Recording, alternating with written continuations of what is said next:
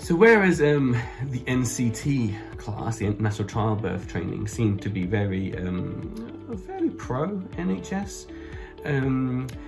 hypnobirthing has taught us to be challenging, you know, where you need to.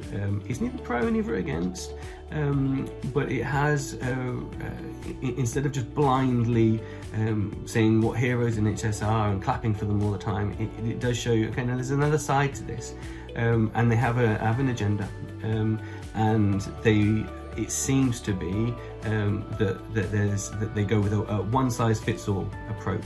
And hypnobirthing has taught us to ask and challenge for the individual. And you say there's some standard lines that you get taught, and it might be something along the lines of, look, I know that's what we do on average, but what do we need to do for my wife? What's the appropriate thing to do here?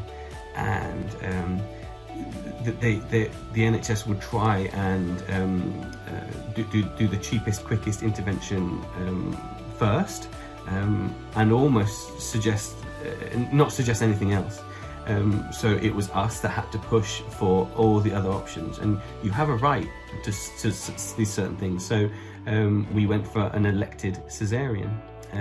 We wanted to do a home birth at first, but we were told that because of the size of the baby's shoulders, it might be a bit of a risk. So we'd like you to do it in hospital instead. And to me, the logic didn't make sense there. It's not safe to do a vaginal birth at home, but it is safe to do it in a hospital. And they were very woolly about that. And so we said, okay, it's either safe or it isn't. And so we pushed for the caesarean, and then they gave us the caesarean. But it wasn't offered as an option straight away. We had to push and ask for that. So hypnobirthing will teach you what your options are, what's available to you.